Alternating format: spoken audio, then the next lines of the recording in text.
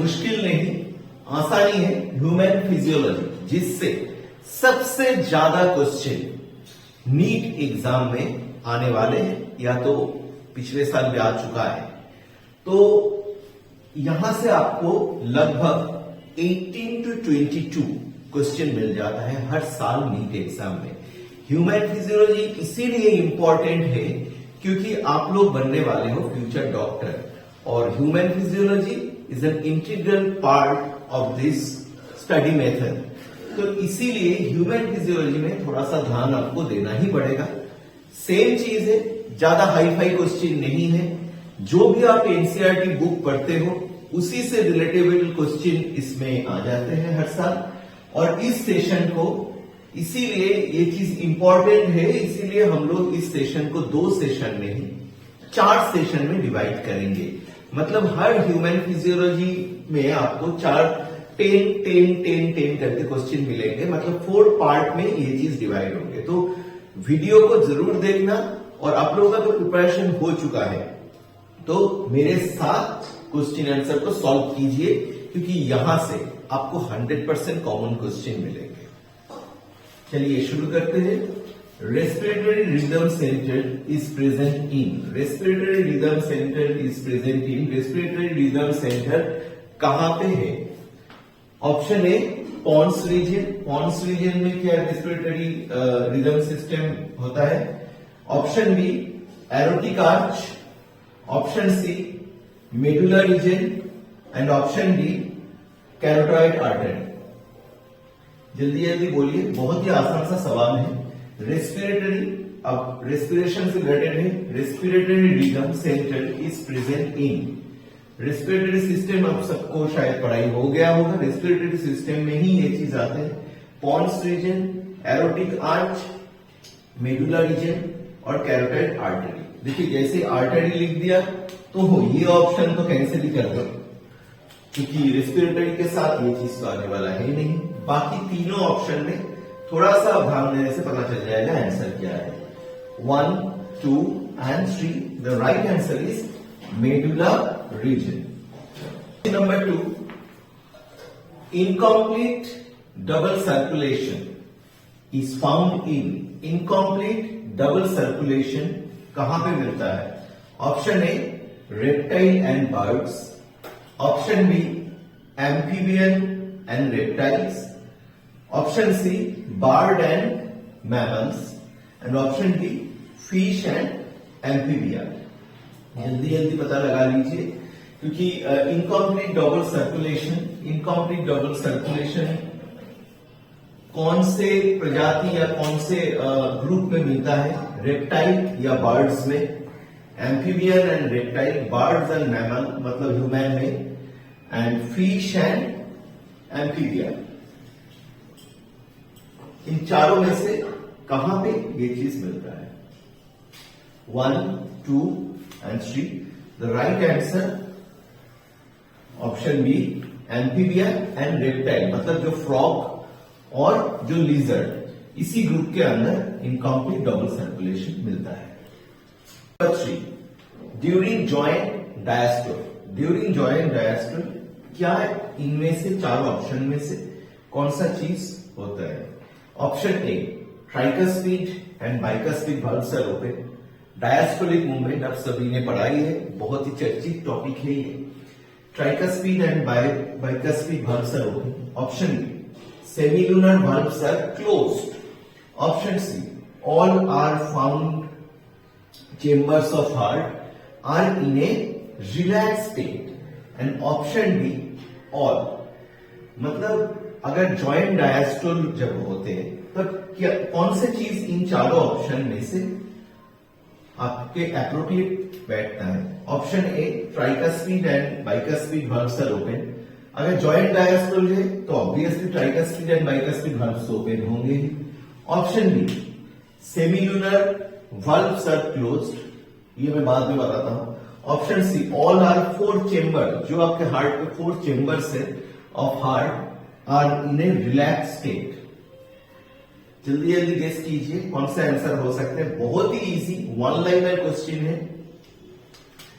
Obviously tricuspid and bicuspid valves are open, मतलब ये option right है। एक बार इसको भी देख लीजिए, semilunar and valves are closed, अगर जॉइंट डायस्टोल होंगे तो ये भी सही है। All are 4 chambers of heart are in a relax state, ये भी राइट है। मतलब इसमें जो सही आंसर बैठता है वो है option D, all answer are correct.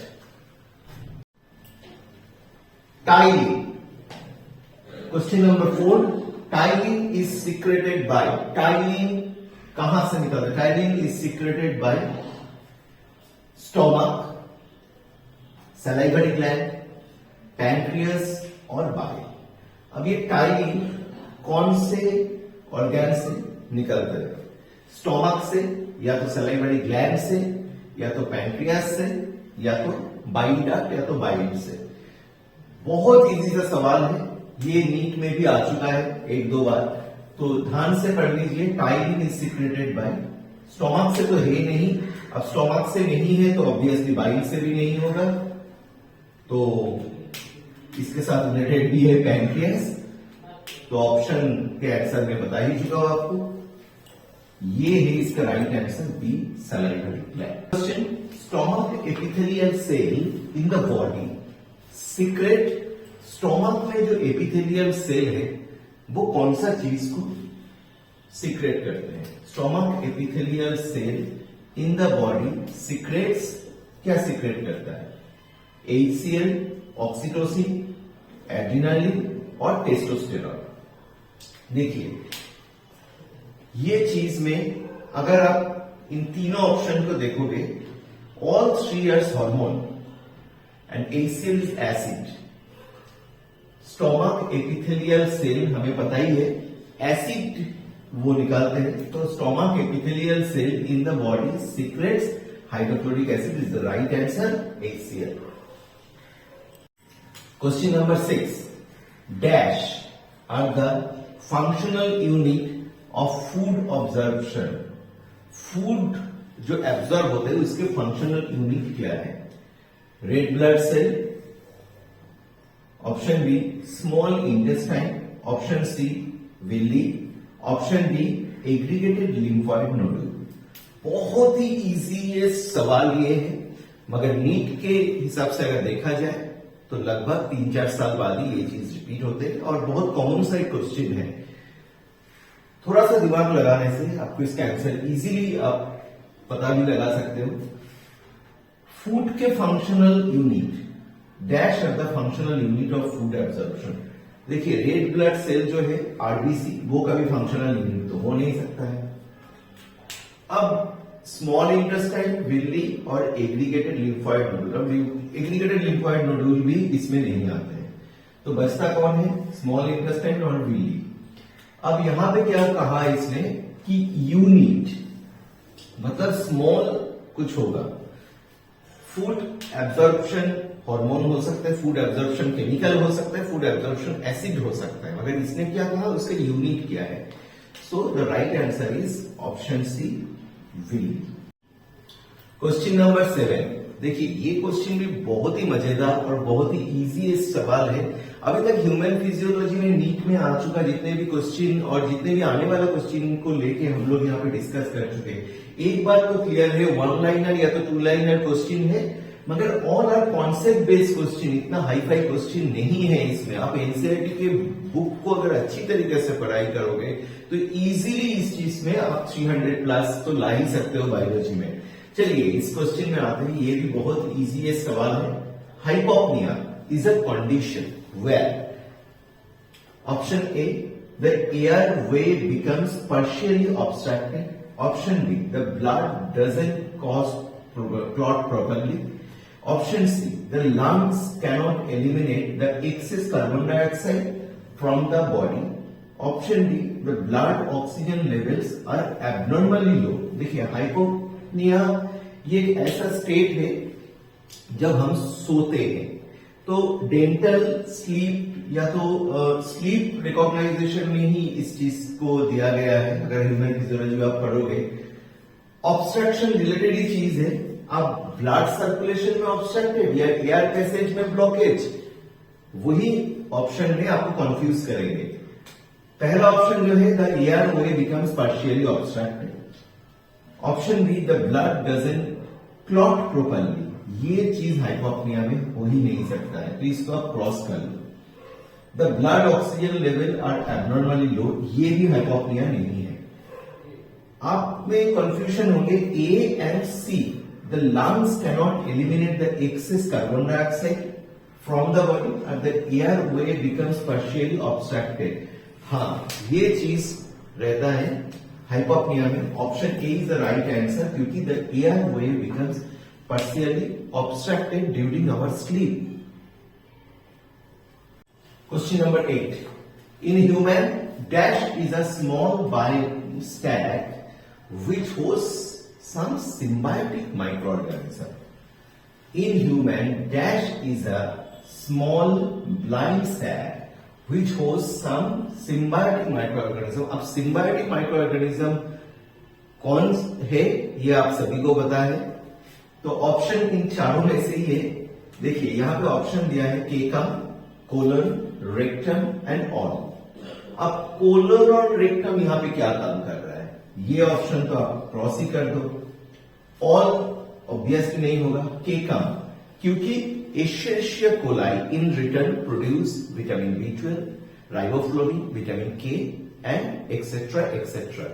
सो इसीलिए option A caecum is the right answer. Question number 9 बहुत इजी क्वेश्चन है, मगर पूछा गया थोड़ा सा डिफरेंट मैनर पे, वर्ड को चेंज कर दिया इन लोगों ने। Human have dash lobes in the left lung. सीधी सी सवाल है कि हमारे जो लेफ्ट लंग है उसमें कितना लोब्स रहता है, 3, 2, 4 या 1? 1, 2 एंड 3 ये सभी को आंसर पता है। ह्यूमन में लेफ्ट लंग्स में कितना लोब्स रहता है? The option B 2 is the right answer.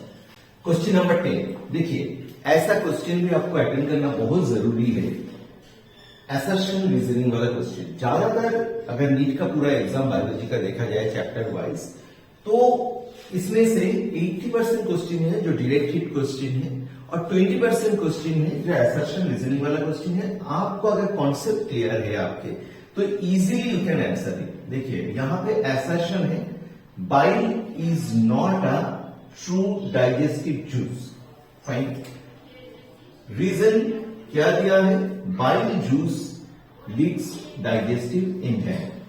Assertion को अच्छी तरह समझिए, bile is not a true digestive juice, reason bile juice leads digestive enzyme. Option क्या है? If both A and R are true and R is the correct explanation of A.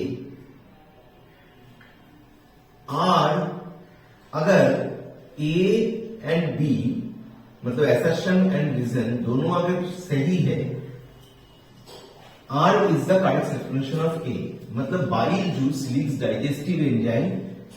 Bile is not a true digestive juice, मतलब अंतर है juice and enzyme, यही शब्द में। R the correct explanation of A if both A and R are true, if both the statement are true. Option B if both A and R true but R is not the correct explanation of A. अगर A and are को सही पकड़ लेते हैं इस situation में, R A के correct explanation नहीं है। Option C A is true, मतलब A is true but R is false, and option D if both A and R false. देखिए ये चीज थोड़ा आपको दिमाग में लगाना पड़ेगा। एक कमेंट है, उसके रीजन भी है, और थोड़ा एनालिसिस, एक्चुअली रीजनिंग एप्टीट्यूड वाला क्वेश्चन जितने भी है, असर्शन रीजनिंग, तो इसमें आपको एक चीज का ध्यान रहना पड़ेगा कि जो भी लॉजिक है आपको इनमें से पुट करना है। तो bile is not a true digestive juice, bile juice leads digestive enzyme. देखिए ये कमेंट तो सही है, अब ये कमेंट भी सही है, इसीलिए option A is the right answer. Both A and R are true and R is the correct explanation of A. तो ऑप्शन ए इसमें से राइट आंसर होने वाला है। अब ये चीज देखिए, ये top 10 question from human physiology. आज का सेशन खत्म करने से पहले आपको हम लोग यही बताना चाहते हैं कि कल हम लाएंगे और 10 क्वेश्चन। अगर ह्यूमन फिजियोलॉजी आपके तैयार है तो आप हमारे साथ जुड़ के इस क्वेश्चन के आंसर करते जाइए और नोट करते जाइए। अगर तैयार थोड़ा सा वीक है तो एक दिन मिल रहा है, आप पढ़ाई कीजिए और कल फिर वीडियो देखने बैठिए और जैसे ही 10-10 क्वेश्चन आते जाएंगे आप साथ में आंसर कीजिए, क्योंकि साथ में आप जुड़ोगे। और इस वीडियो को अपने दोस्तों में शेयर कीजिए जो भी नीट के एस्पिरेंट है, जो भी बच्चे एमबीबीएस के एग्जाम देने वाले हैं उसमें से, ताकि सबको बहुत फायदा होने वाला है ऐसे फ्री सेशन से। सो जुड़े रहिए और वीडियो को शेयर करते रहिए और पढ़ाई कीजिए, मगर रिलैक्स, कोई भी प्रेशर मत लीजिए। ये बहुत ही इजी एंड सिंपल एग्जाम है, बस दिमाग में ये बिठा लीजिए।